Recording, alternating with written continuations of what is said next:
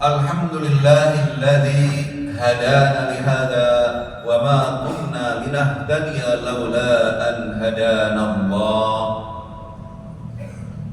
Asyhadu an la ilaha illallah wahdahu la syarika lah wa asyhadu anna Muhammadan abduhu wa rasuluhu la nabiyya ba'dah. Allahumma salli wa sallim wa barik ala sayyidina Muhammad wa ala alihi wa ashabihi wa man tabi'ahum bi ihsanin ila yaumiddin. Amma ba'du fa ya ibadallah, usikum wa nafsi bi taqwallah, faqad fazal muttaqunal muflihun. Wa qala Allah ta'ala fi kitabihil karim wa huwa asdaqul qailin. A'udzu billahi as-sami'il 'alim minasy syaithanir rajim. Bismillahirrahmanirrahim. Ya ayyuhalladzina amanu taqullaha wal tanzur nafsum ma qaddamat lighad wattaqullaha innallaha khabirum bima ta'malun. Shadaqallahul 'azim. Masyarul hadirin, sidang Jumat hadani Allah wa iyyakum ajma'in. Dalam mimbar yang mulia ini, khatib berwasiat untuk khatib pribadi umumnya sidang Jumat yang berbahagia. Marilah kita tak bosan-bosannya untuk selalu meningkatkan kualitas iman dan takwa kita kepada Allah Subhanahu wa taala dengan iman dan takwa yang sesungguh-sungguhnya, berusaha melaksanakan perintah-perintah Allah dan menjauhkan diri dari apa yang menjadi larangan Allah Subhanahu wa taala. Karena sesungguhnya ketakwaan adalah sebaik-baiknya bekal yang memberikan garansi keselamatan dan kesejahteraan kita di dunia dan di akhirat. Masyaallah hadirin, hadani Allah wa iyyakum ajma'in. Allah Subhanahu wa taala berfirman,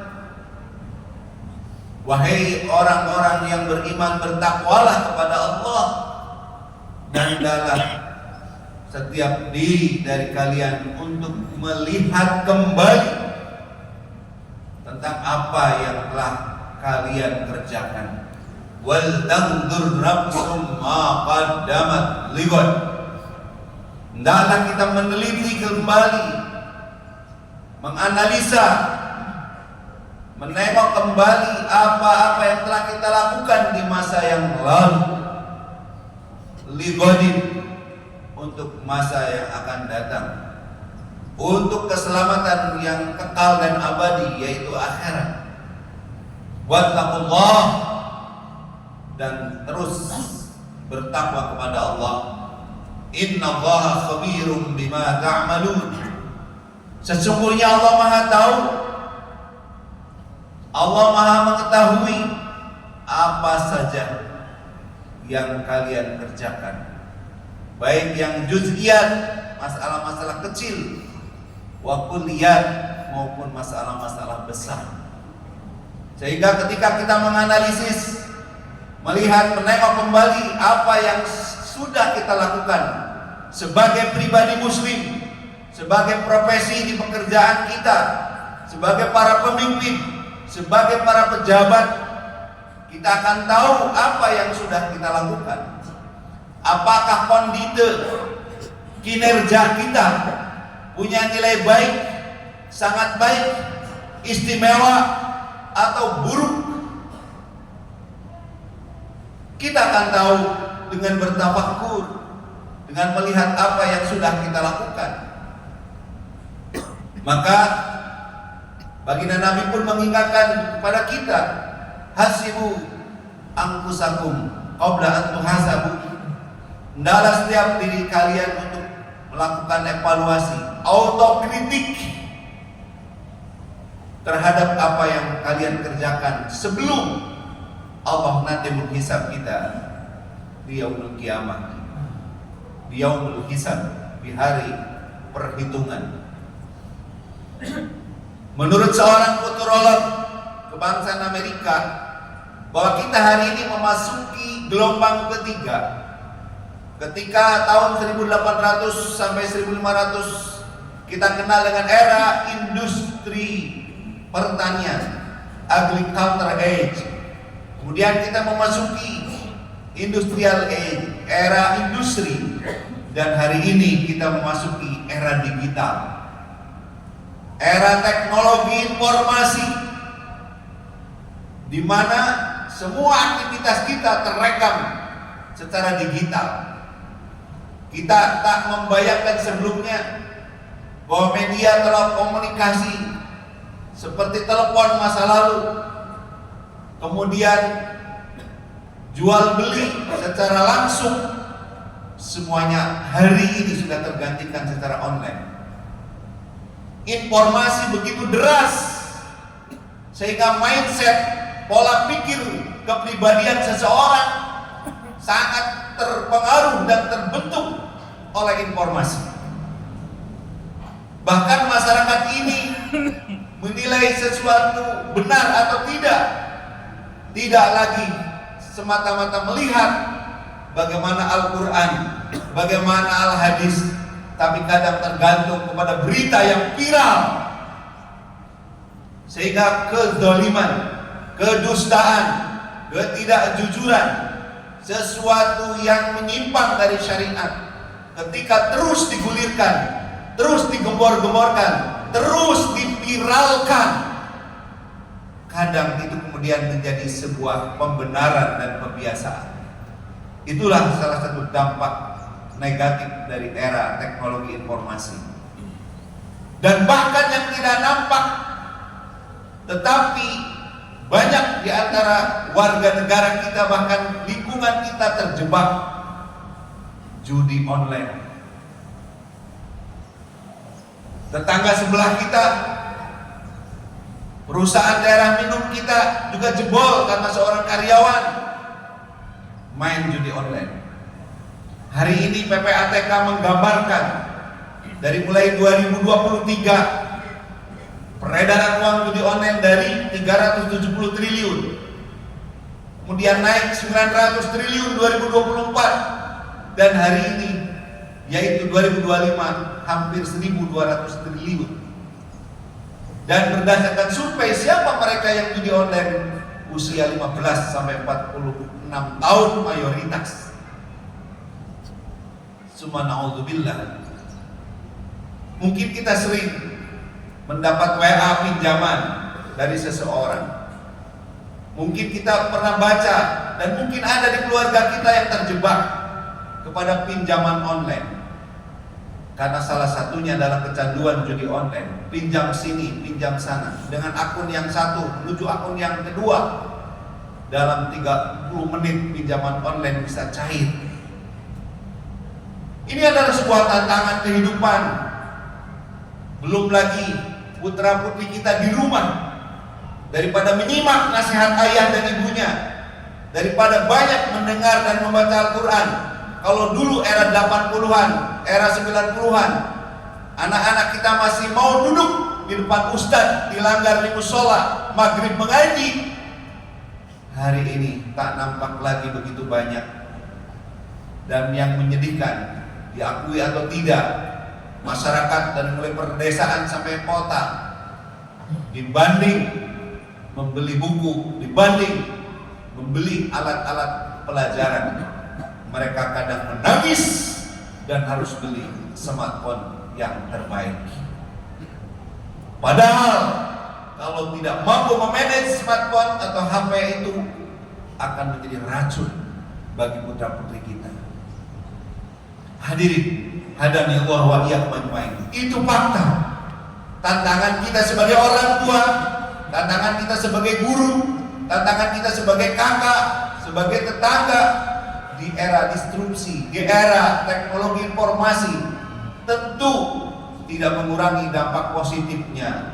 Berbagai kemudahan kita dapatkan, tapi aspek negatifnya juga tak kalah besar, yang kemudian menyebabkan perilaku menyimpang dari masyarakat, dari peserta didik, dari putra putri kita, termasuk kriminalitas semakin meningkat, perbuatan dan penyimpangan seksual juga semakin meningkat. Perjudian tadi yang disebutkan apalagi semakin menggila, dan ini adalah dampak negatif dari perkembangan teknologi digital informasi. Hadirin hadani Allah wa iyyakum. Itulah bacaan kita terhadap apa yang sudah dan kita lihat, sehingga kita bisa menyaksikan bagaimana kriminalitas bukan saja dilakukan oleh masyarakat biasa, tetapi semakin menjadi-jadi juga di lembaga dan kementerian pemerintah. Semuanya adalah cybercrime, kriminalitas yang berbasis digital. Hadirin hadani Allah wa iyyakum. Bagaimana kita menghadapi tantangan ini? Sementara pada zaman baginda Nabi belum pernah ada yang namanya teknologi digital. Sementara hari ini kita dihadapkan kepada fakta ini. Inna nususo qad intaha walakinnal hawadis la yantahi. Peristiwa itu terus bergulir sampai hayat di kandung badan. Tragedi-tragedi peristiwa hari ini akan terus terjadi. Sementara nas Al-Quran, dalil, semuanya sudah selesai ketika Rasulullah wafat. Kalau pada masa baginda Nabi ada persoalan, para sahabat langsung bertanya kepada baginda Nabi. Kalau para tabi'in ada masalah, langsung tanya kepada para sahabat. Kalau para tabi'in ada masalah, langsung tanya kepada para tabi'in. Dan hari ini hendaknya kita bertanya kepada siapa?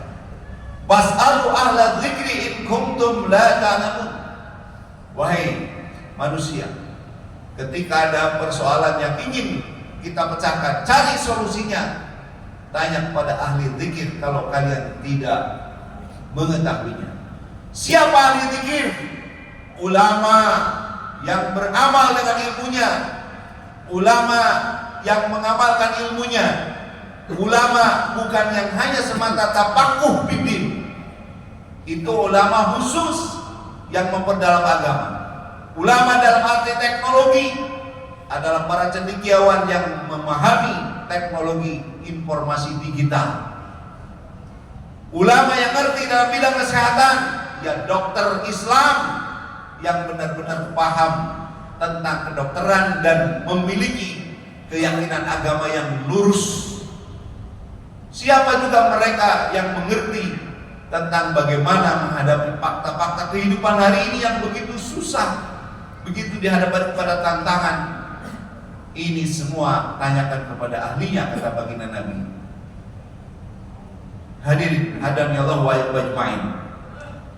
Namun demikian, baginda Nabi telah memberikan gambaran secara umum.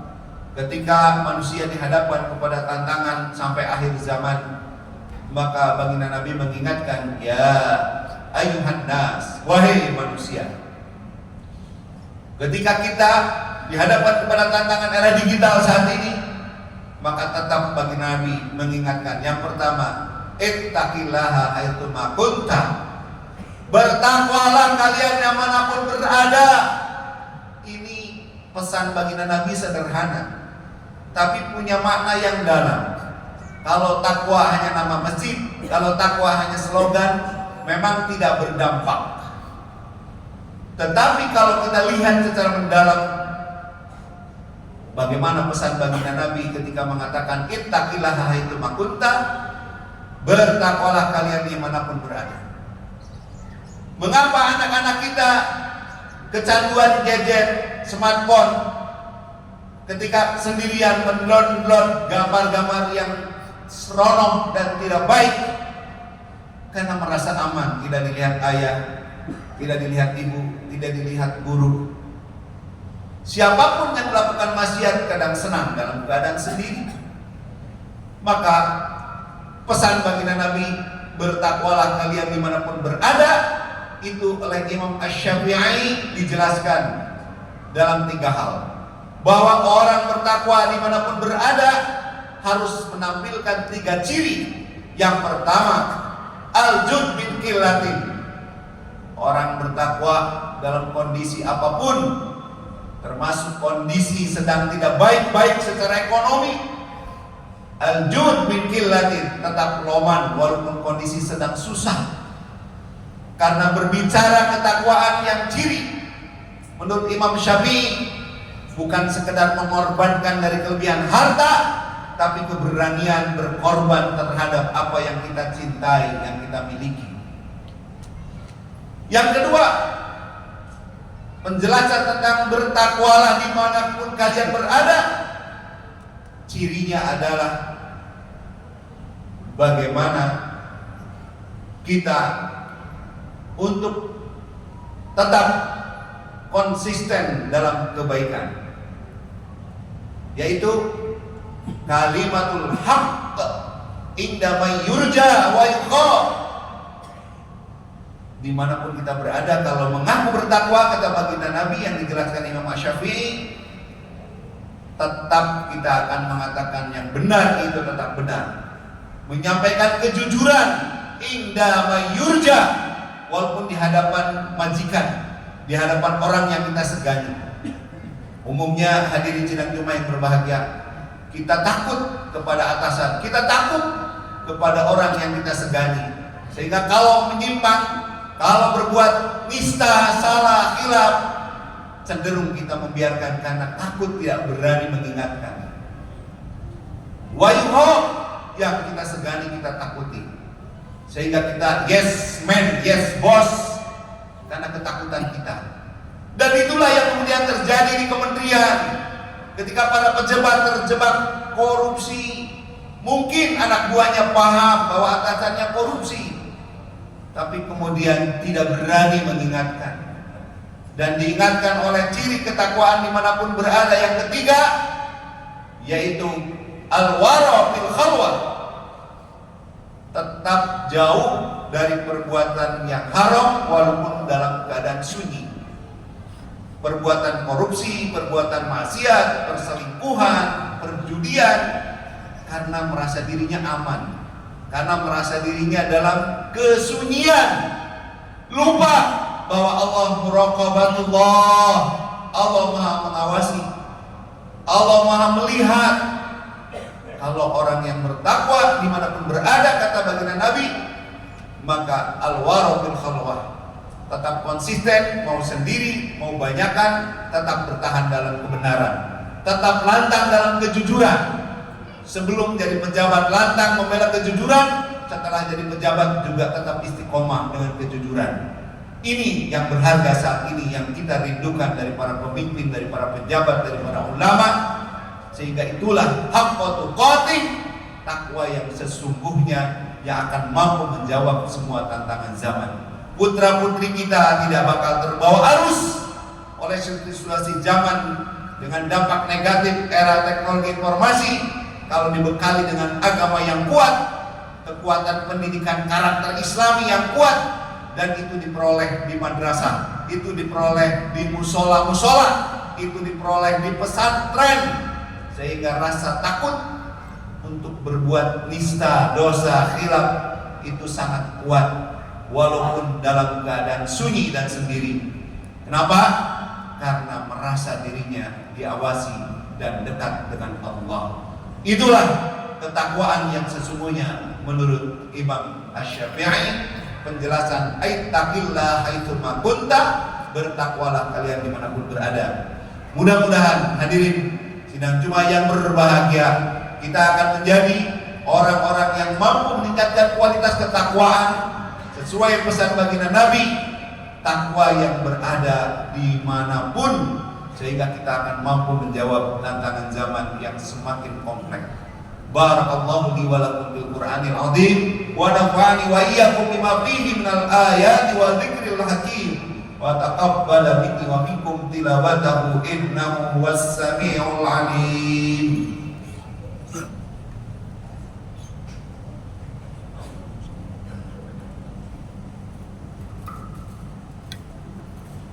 Allahumma salli ala sayyidina Muhammadin wa ala ali sayyidina Muhammad. Alhamdulillahilladzi hadana lihada وما كنا لنهتدي لولا أن هدانا الله أشهد أن لا إله إلا الله وحده لا شريك له وأشهد أن محمدا عبده ورسوله لا نبي بعده اللهم صل وسلم وبارك على سيدنا محمد وعلى آله وأصحابه أجمعين أما بعد فيا عباد الله أوصيكم ونفسي بتقوى الله فقد فاز المتقون المفلحون فقال الله تعالى في كتابه الكريم وهو أصدق القائلين أعوذ بالله السميع العليم من الشيطان الرجيم بسم الله الرحمن الرحيم إن الله وملائكته يصلون على النبي يا أيها الذين آمنوا صلوا عليه وسلموا تسليما اللهم صل وسلم وبارك على سيدنا محمد وعلى آل محمد اللهم اغفر للمسلمين والمسلمات والمؤمنين والمؤمنات الأحياء منهم والأموات ربنا اغفر لنا ولإخواننا الذين سبقونا بالإيمان ولا تجعل في قلوبنا إلا للذين آمنوا ربنا إنك رؤوف رحيم ربنا أفرغ علينا صبرا وثبت أقدامنا وانصرنا على القوم الكافرين اللهم أغننا بالعلم وزينا بالحلم وأكرمنا بالتقوى وجملنا بالعافية اللهم إنا نعوذ بك من قلب لا يخشى ومن دعاء لا يسمع ومن نفس لا تشبع ومن علم لا ينفع ونعوذ بك من هؤلاء الأربع اللهم انصر إخواننا المسلمين والمجاهدين في فلسطين وغزة اللهم انصر مجاهدين والمسلمين في فلسطين وغزة اللهم انصر إخواننا المسلمين والمجاهدين في غزة وفلسطين ربنا تقبل دعاء إنك أنت السميع العليم وتب علينا إنك أنت التواب الرحيم ربنا آتنا في الدنيا حسنة وفي الآخرة حسنة وقنا عذاب النار والحمد لله رب العالمين عباد الله إن الله يأمر بالعدل والإحسان وإيتاء ذي القربى وينهى عن الفحشاء والمنكر والبغي يعظكم لعلكم تذكرون فاذكروا الله العظيم